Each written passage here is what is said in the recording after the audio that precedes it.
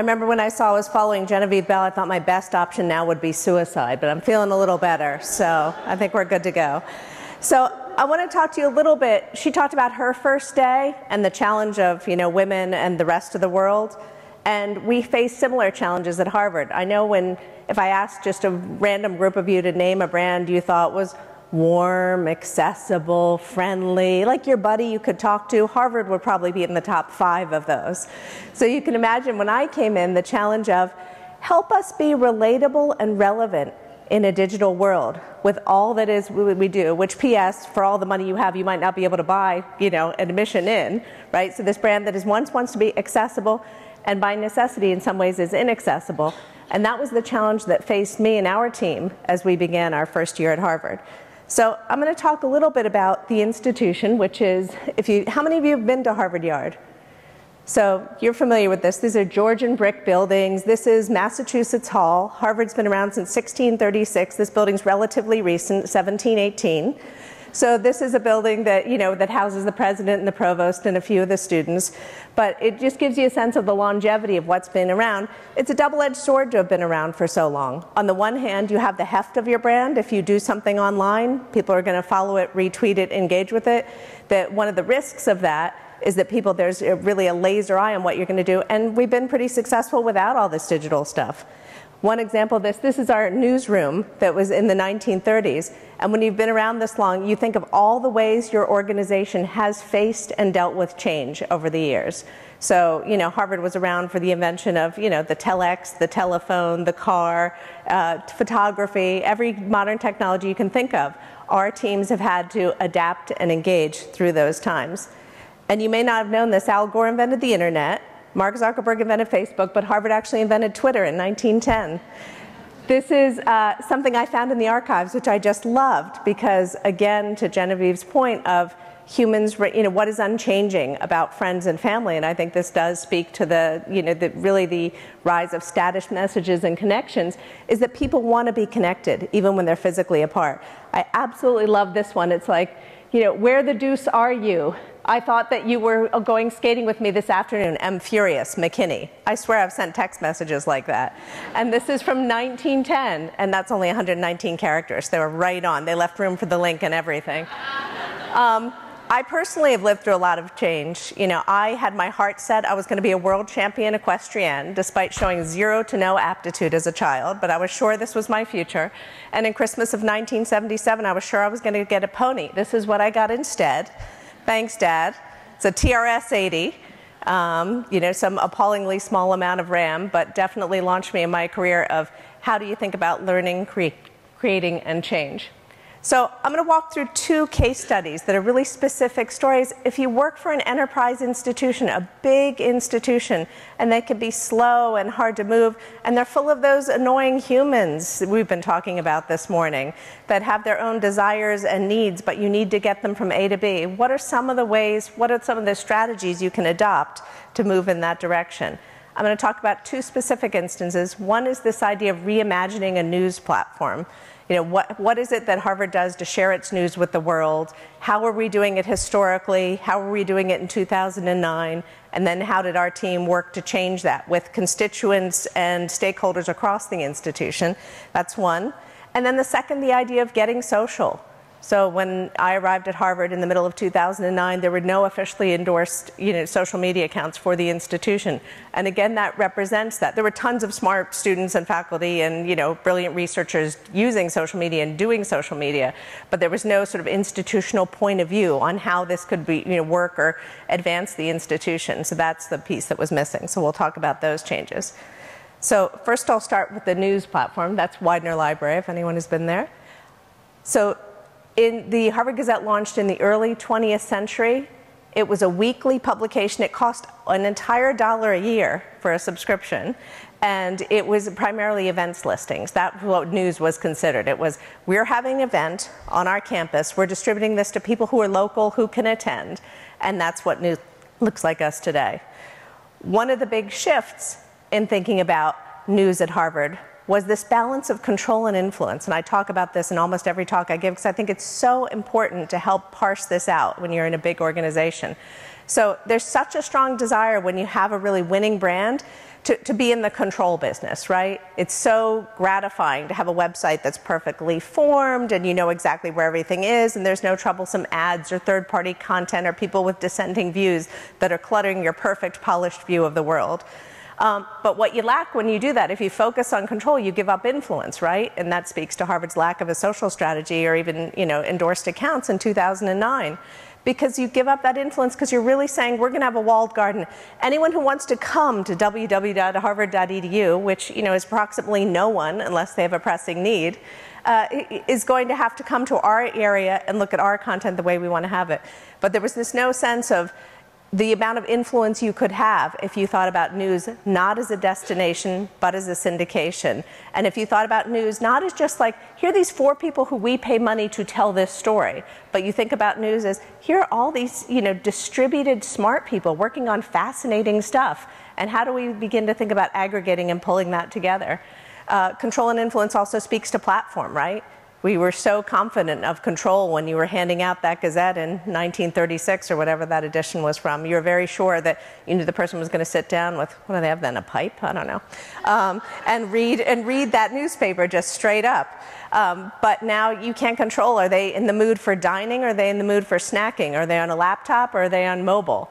Are they a text-based person who are going to read a long article about, our new Beyonce case study, or are they going to want to watch that Beyonce video? I'm not saying what they should do, I'm just saying what you can't buy beyond in that. So 2009, here are the challenges we faced, where it was very much we wanted to transfer from the form that we had, which was HTML-based, print first, then digital, and how do you get people on board to make this kind of change? So great is the enemy of good is one of my favorite sayings, is probably one of yours too. It's a really important saying if you work for a big brand, to say, how do you take, so we took very much a blitzkrieg approach. In 3 months, we're going to rally as many people as we can to start thinking about this content in a different way, to rewrite, reformat, pull in. We're not going to worry about every single piece of content Harvard has put on the internet since 1994, which was probably the first institutional web presence. We're going to port over as much as we can. We're going to iframe the rest. And we're going to really do a blitz approach to get people on board so they have a quick win that they can celebrate. And again, if you are in charge of change management and you want to bring digital delight to your organization, I would say that's one of the most important things you can do, is to find those quick wins. Whether you're new to your job or new to your role, or just you have a project you want to get off the ground, figure out what is the smallest project you can get to a win. And what did that get us? That got us to a faster and easier publishing workflow, more visual design, and more visual sort of reading and content consumption experience across. The other thing we bring to this idea of change management at Harvard is you have to think about it as continuous improvement. I mean, people still, 2014, I kid you not, love the Big Bang website model. You know that, right? I think Jeff Johnson just had a great presentation on that of, you don't do anything to your website. You let the content sort of wither and die in a very pathetic and sad way. And then you say, oh my God, we need $1 bazillion to build a new website. And never mind that child we've neglected and locked in the closet and never fed.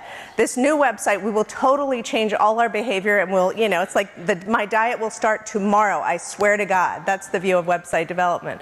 So one of the things we do around change management is try and change that point of view by saying, in 2013, we did a mild refresh of it to really bring different kinds of, publishing tools to the platform, different kinds of slideshows that were better for mobile, but not having that big bang mentality. So having that change management being part of your job every month and every year, not just occasionally. Part of the way you do this is by changing the way people work. I do believe and agree strongly that it's very hard to change people's nature and what they want to do, but you can change some of the surface stuff and create more collaborative working environment. For us, being able to continually iterate comes from combining designers and developers and editors all in one room. You sort of lock them in with some pizza and see what happens. And then you're able to build things that have more impact, and you're able to iterate far more frequently, which is very important.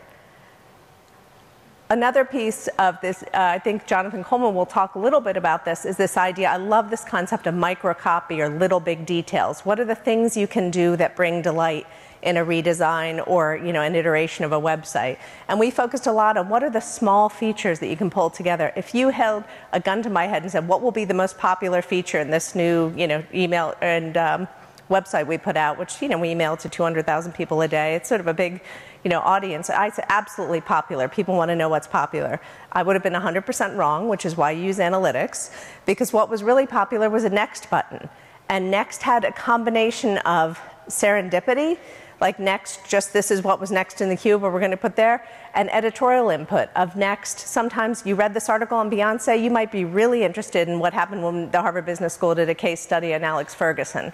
So that's, that was the most popular feature, and I'm a strong believer in all the little big details that you can put through a website redesign to bring delight.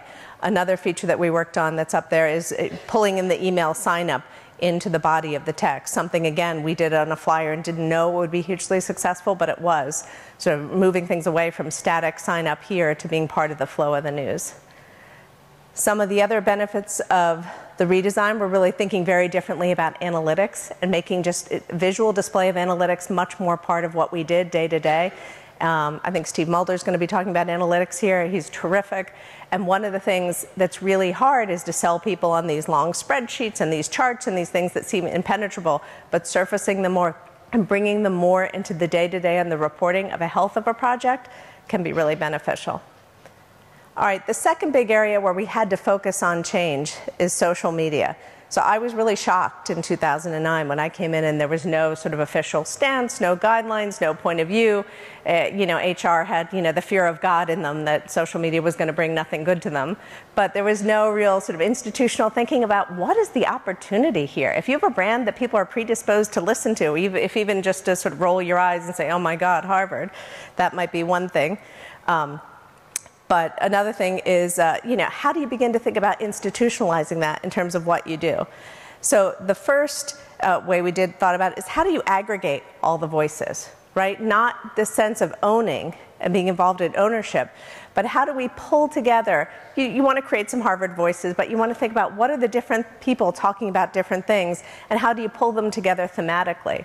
I love what Dave said just now about empowering the audience through the hashtag, and I thought that was an interesting point. That's one of the things we try to do. Harvard is unknowable. It's 21,000 people. It's 11 degree granting institutions. It's students coming in and coming out every year. But one of the things we really try to do is pull through social media. What are the common themes of things that are going on, issues that people are concerned about? Students have used it brilliantly to surface attentions to issues that they're concerned about.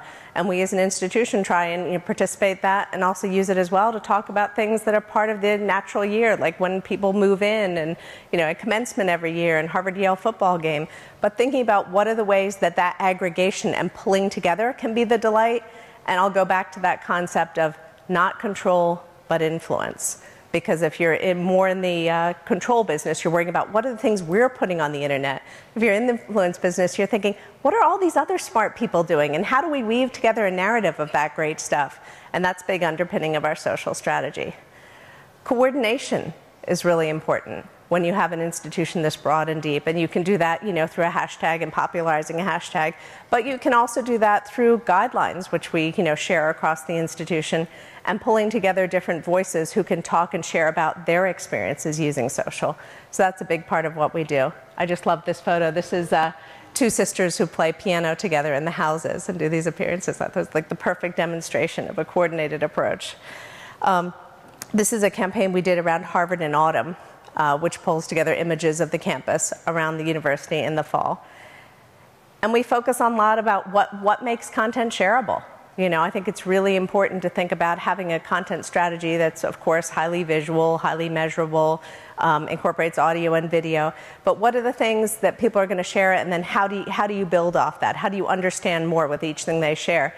But again, to the point of you don't want to get boredom, and then delight. You don't want to pull them off the track. You want to think about what are the things that we know that people are interested in. People always care about campus shots. That's something that will automatically do well. But how do we intersperse things that we think people really might be interested in about the university but don't have any knowledge of? Another area of social where we've really tried to work together to bring delight is this idea of authenticity.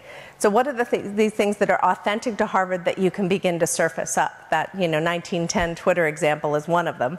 But another example would be, what are some of the amazing library assets that we have that we can pull up and use to tell the story? So I think to get people on the bus for change, and that's really the purpose of this talk, you need to figure out ways that they can contribute and be part of the change. I've seen so many digital change management projects fail. I've been responsible for some of those failures in other institutions because it's this view of this top-down. We're just going to tell everybody they need to work differently. We're going to tell everybody they need to do differently. But I think the combination of the technology and the culture to let people be part of the change. So when we're talking about reconfiguring the Gazette, involving the editors in how things are built, locking them in that room with the designers and developers so they understand the constraints rather than just throwing something over the wall and expecting it to be built and then being disappointed when they don't get what they want. I think that's one way. And I think through social, by empowering local units to bring up content that's relatable and relevant for them. And that's what this T.S. Eliot piece is an example of, because that's what pulls them into the game and makes them want to be part of the positive change and part of the delight.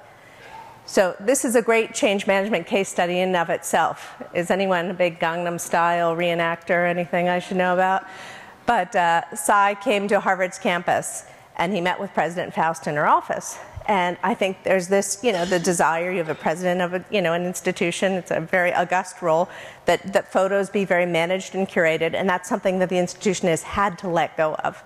But I loved it when this went up. Of course, he immediately takes a picture in her office, immediately puts it on Twitter, and I take a look at it, and I think it looks pretty great. Like, she's looking like she's having kind of an awesome time just hanging out with this guy. So he puts it out on Twitter, and I may or may not have gotten a panicked phone call from someone saying, we need to fix the internet. That's often how my phone calls start. There's something wrong on the internet. I'm pretty sure it's your fault. I need you to fix it. It's sort of how my job goes. So he said, what are we going to do? He just put a picture up. Like, he didn't ask. It's on the internet. What do we do? And I said, well, it's too late. Mike already retweeted it. Like, we're done. Like, what are we going to do? But I think making that shift is really, really hard in enterprise institutions. And I think the way you get people to understand it is by making it transparent what works and what doesn't, by empowering local people to be part of it. So that's one of my favorite sort of social media update case studies. I think I put this up here to talk, not only about, we've done well with the social stuff, relatively small to a corporate brand, but pretty big for higher ed, but more to say that I think the other part of change management, which, may sound a little bit more conservative, is people want to be a part of a winning effort. They want to be part of something that's moving in the right direction. So I think celebrating the wins, giving people part of something, and helping them all understand their role in making your efforts successful is really key for success. How do you keep it up? I mean, that's really important to me too. Like, you come in and you rebuild some websites, and you think about online learning through Harvard X, and you get people engaged, and we're thinking differently about this now. But how do you clear the bar but also keep up the momentum? This is something I feel really strongly about. I'll give you a second to look at that cartoon. But I always say my job at Harvard is to be the truck driver. So it's to think about not only to lead, right? Not only to sort of, the first two parts of digital leadership is what you do, but it's also owning what you do.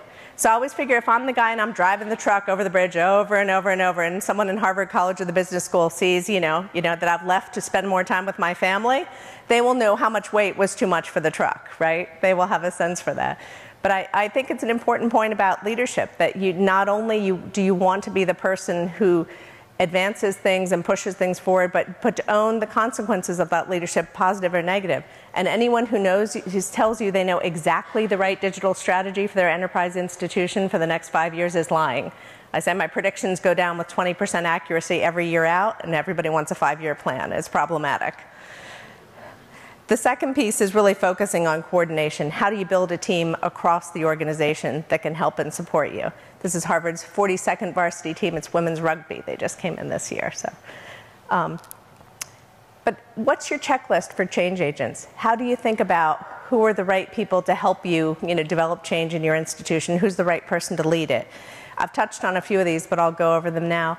The most important thing, I think, is find a quick win that solves a problem. Not something that you think would be fun or easy to do, as much as something that, there's a presenting problem. In our case with the Gazette, it was, we have this news vehicle, nobody reads it. There was 200,000 page views in 2009. It was 8.5 million in 2013. So there was an opportunity there, obviously, for growth out of Harvard, but find that quick win. A second is, embrace and celebrate, the minimum viable product versus, the detour down that long and perilous consensus highway, right? What is the thing that you can build that most people can agree we're pretty good that will solve the problem? And you do that through a lot of prototyping and a lot of engagement. Another tactic we have for pulling off the big projects is by getting, leadership like the president to sign off on a strategy brief versus on creative. So what are the things, what are the results we want in the world, versus how are we going to get there and what color blue do you really think is right to go with that crimson? A third is, to allow risk but define what's acceptable failure. We're in a capital campaign now. That's an important, fundraising effort. There are things absolutely we should continue to iterate and take risks with. There are things that would be very foolhardy to do right now. So finding out what that balance is and sort of setting a perimeter, like geo-fencing your risk area, I think is really important. So people know where is inbound to try and experiment with new things and what are the things that probably shouldn't be touched. To share your mistakes and lessons learned. I think that can be really hard in any enterprise institution, but it can be particularly hard at a place like Harvard, where the pressure is on to be institutionally, excellent all the time. And believe me, there's now that, articles are paid for by click, the propensity for Harvard to end up in the headline is a perilous one. So I think it's really important to think about how do you create a culture of sharing your mistakes so people can understand how did you make the mistake, how did you recover from it, and how are you not going to make it again, versus putting up this wall of mistakes do not happen. And when you're in an enterprise, the idea of keeping one eye on the horizon is super important. Not the horizon of the future, because I told you about my 20% accuracy problem, but I think the horizon of what's outside, what's going on outside in the world. I think before it was very neat. If you were in higher education, you compared yourself to higher education. If you were leading nonprofit, leading a nonprofit. If you sold CPG, you compared to CPG. Now your consumer, again, those unchangeable things about humans, is not going to make those neat and tidy distinctions. You are compared up against everything. So if someone who spent 4 years at Harvard and paid full tuition and had a wonderful time feels like they know, our Department of Alumni Affairs knows less about them than their local bike shop, that's a problem. So we need to find out ways that people can feel connected and look outside to what are the other, brand, human, social, online experiences that they're having and realize that we're benchmarked against that. I just wanted to close with this quote because I thought it was a really interesting parting shot. I don't know, how many of you saw the New York Times Magazine piece on design last weekend? It was in T Magazine. I thought this quote was just fabulous because I think there's a huge opportunity right now to advance change and promote collaboration that leads to delight because of this stuff. Because design is taking such a front and leading role in how we experience the world, from how you call a cab with an app to how you pay your bills online. There are just so many things that have been transformed by design in a more visible way. I think that was always been true, but now we're just much more aware of it. But I think there's a real opportunity for us as creators, whether you're creating content strategy for websites or you're creating information architecture, whether you're creating multimedia.